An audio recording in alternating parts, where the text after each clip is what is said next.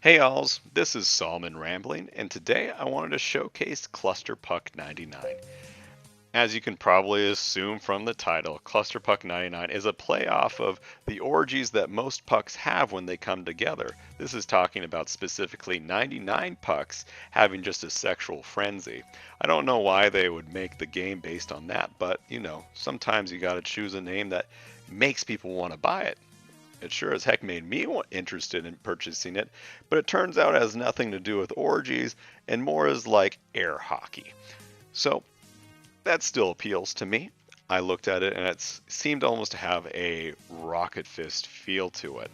And I've already gushed how I really enjoy that game. So I won't do that here, but if this game could somehow replicate the rocket fist feel, I was all for it, especially because this game has the ability to accommodate 8 players. And I really enjoy when you can get that many people around the console to play. As I played the game, I still really like the concept in here, is that you control a puck, as you will see, and your job is with your teammates to get the little disc in the middle, maybe also another puck, into the enemy goal. So again, it's an elaborate game of air hockey, so to speak. However, I have not had the chance to play this with more than 3 people at one time, and so I've needed to place bots in the game just so that we can have an actually enjoyable, romp. And I found that as doing so, the computers kind of really suck. This is the sort of thing that I imagine playing with everybody would be really exciting and enjoyable, but with the current array of computer opponents, it's not worthwhile, especially if you are off by your lonesome. We look at this game, and I can probably provide some commentary on what you're seeing right now. Most of the pucks will just make a straight beeline for the disc in the middle. Some of them will take on the defensive position, as you see with that green one in the middle, whereas the other 2 purple ones are taking the forward position, assuming that I can actually have the accuracy to shoot them. But now they're stumbling in place, struggling to even get to the goal where the other guys are, and there's not a lot of strategy in this. Now, there was one good move by my teammate in destroying the other green guy, but other than that, they have just one focus: get to the puck or stay back and block the goal. Most of them can be pushed out of the goal by dashing into them, and you can get a pretty easy slam dunk, as it's called. But apart from that, it doesn't feel like there's a lot of interaction. And there's a lot of stupid moves between them, like none of the other characters caught up with it. But again, so I didn't either. That's more of a problem with the game in general, is that it's very slow. That if one person manages to get ahead of the pack, there's no way that you're going to be able to catch up. So that's been a real disappointment with this game, because I think it could be actually rather solid, but because it doesn't have that quality interface, it makes it almost, I wouldn't say unplayable, but definitely not enjoyable by any meaning of the word. It's gotten me thinking of bots in general when you play, and I don't know how hard it is to program a bot, how much work goes into it, but I imagine someone during the playtesting phases must have figured out, these bots aren't great. Again, they probably may focus on the fact that it's going to be based on going against human opponents, but if that's the case, it's still no excuse. When you offer up to 8 players, not everyone's going to have that on hand unless you have a gigantic arse family or a dedicated friend group. And let's be honest, you have a Nintendo Switch, so you don't have that many friends. So, oh, I could probably move and help out my team. This is, as I'm commenting on the bots, I'll make no mention of how I play the game, because, it's harder to recognize what you can improve. And I'm not ready to recognize that. That was my calm voice. Anyway.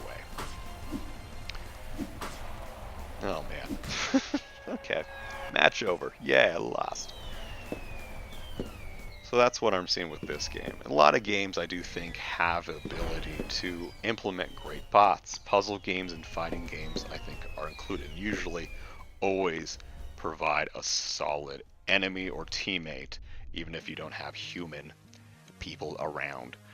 I think of things like Tetris and Tumblestone, where the bots really feel different based on which difficulty setting you give them, and they can provide a good challenge. If one of them is on your team, they operate the same way, and so you're not going to be worried that your teammate is going to suck for whatever reason due to bad programming.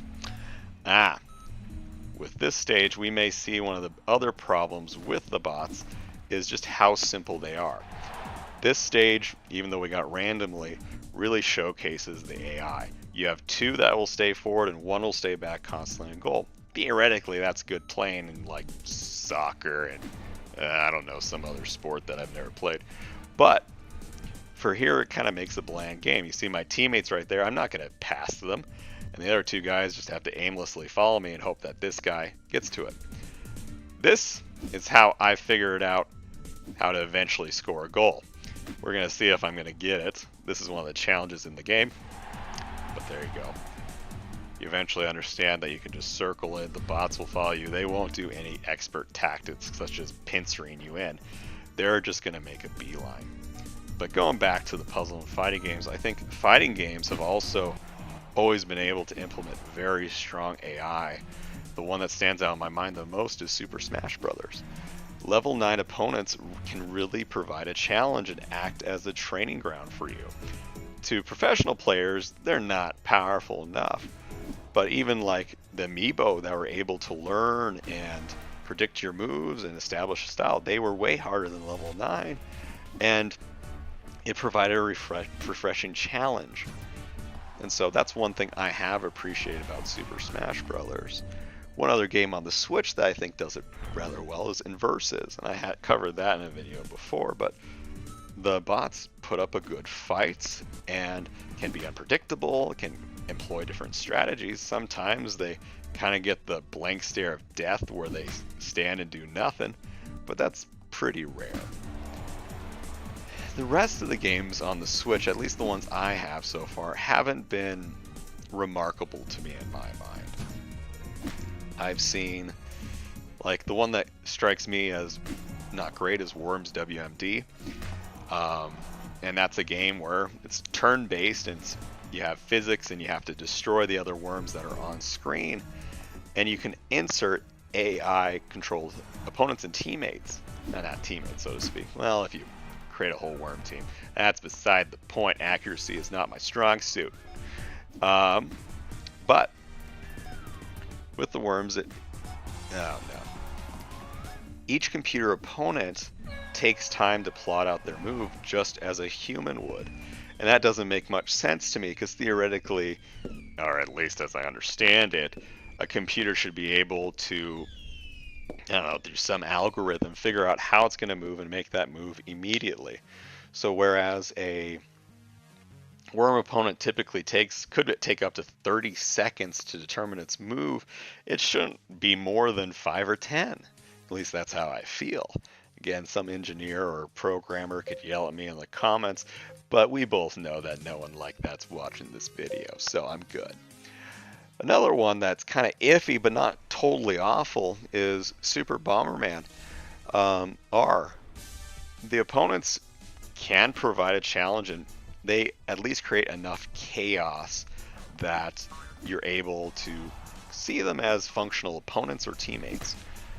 Where it falls flat is there's this new team mode, I think it's called Arena Mode, that was introduced I think about 6 or 7 months after the game was released, and it's based on team-based matches that have an objective, such as collecting all these certain little doohickeys or being the one that kills the most opponents. And there you see lots of issues. The computers don't seem to know how to operate on the stage. They'll get trapped in certain sections and just go in circles.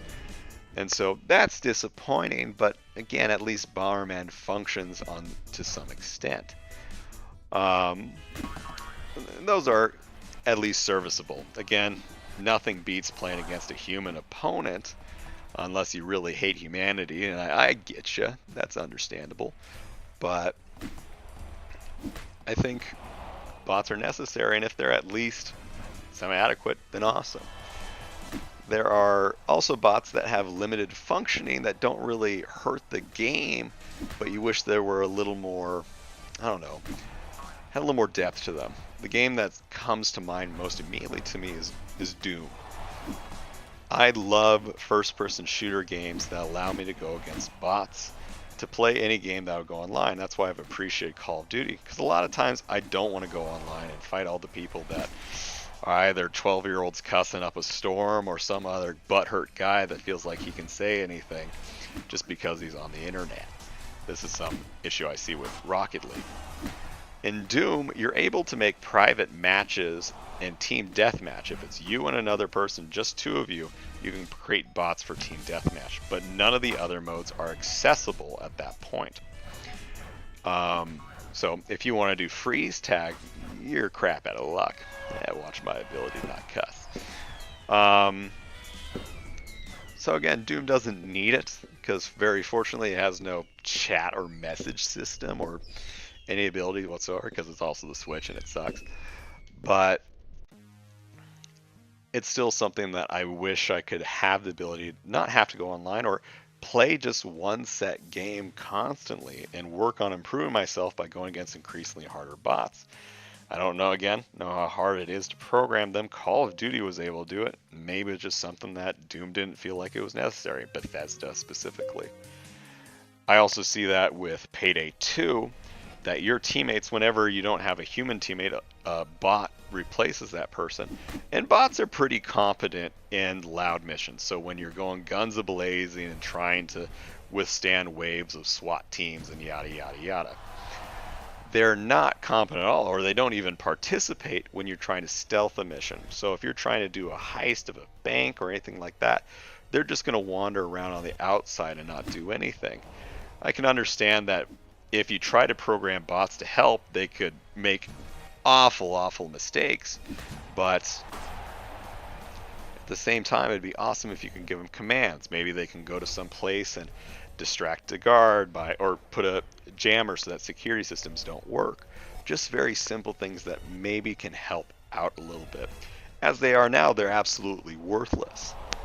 And not every match is going to have 4 people. And my play group right now with Payday has only 3. So we're always going to have at least one bot with us at any one time because we don't like going public. We also see it to an extent in Rocket League. Rocket League does have a good set of matches where you can go against computer opponents, and they're pretty accommodable. That's accommodable is not a word, people. So let's use another word. They're very accommodating for new players. So that's how Player 2 and I started to train. Is we just played a tournament setting with bots continually, and once we felt that we were competent enough to go online, we did, and we felt that we were able to engage. Of course, that's when we met people that put really nasty messages, but that's the nature of humans.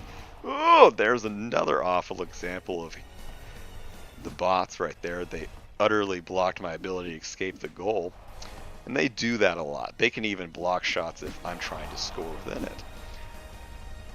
That's caused me to rage quit a few times when I've played the single player challenges. There's only 10, but 10 is enough to annoy me to high heaven. So those are games that have limited, and yeah, some games don't even include bots whatsoever.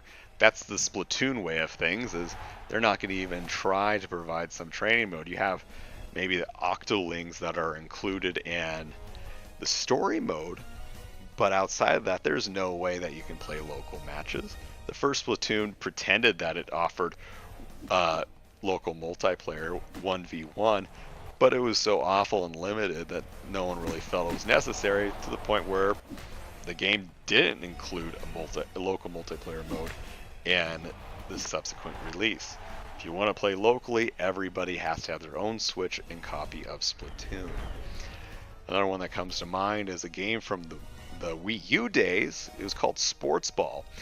And what you had to do in that game is you rode birds and you fought to put balls into areas just like this. And it was presented sideways. It kind of was like balloon fight, and it was pretty entertaining. The problem is it had no bots whatsoever when it was a very multiplayer centric game. There was no single player to speak of, and it wasn't that intuitive that new players can drop in and suddenly be able to play, nor was it that really engaging. And so not having bots I felt was a huge weakness because it was a useless dud unless you could get a very interesting group of players to join you. So I am of the opinion that I would rather have crappy bots than no bots at all. And that may be just my mentality since I have very much grown up using bots all my life because I didn't have a sibling set that wanted to play it. I didn't have neighborhood kids or dedicated play group to play those games, and I depended on bots heavily. So I'll take it like even this with ClusterPuck and how awful I think the bots are. I'm glad they still included them because when I did have 3 people to play this game, oh, well, that's another example of quality AI right there, people. When I do have 3 people to play the game, I can make the enemy team have 3 bots and we can still have a semi-good time. With how this game is, I'm most likely not going to play it when people come over, but I may one day want to try having almost everybody there. So, as you can see, and I hope you've been able to see, that these bots aren't exactly what we'd like to chalk them up to be. And I don't recommend ClusterPuck unless you have that huge family or dedicated playgroup. It's not worth your time, so to speak. Yeah. One other thing I'd probably touch upon with this video is co-op bots. One of the things that has come out a lot on the Switch is these couch co-op games, and most of them offer some type of single-player support. Lovers in Dangerous Space-Time gave you a pet where you're able to program it to do simple commands and abilities, and that was pretty effective. Overcooked didn't even try at all. They just had you switching between characters in a way that was really unintuitive, and so it was not very functionable when you're playing by yourself. And Death Squared also went that route too by saying we're not going to have a computer bot in your place, and it's a puzzle game, so in that extent I understand why you're not going to place a bot with somebody. Oh yes, look at this. Now I'm dominating. I was sucking at the beginning, but I got this here and now. But I guess that's another example right then and there, is the computer stayed in the goal right there rather than trying to get to safety. So yeah, I think I have whined enough about this, and this is about as much of ClusterPuck I can tolerate. I only played this game 2 hours before this, hopping on now. So, I hope you enjoyed it. If you did, share it with somebody so they think I am competent in some way. If you didn't, give me a criticism or comments. That way I can improve my videos. But that's my first video in a while, and so, well, bye.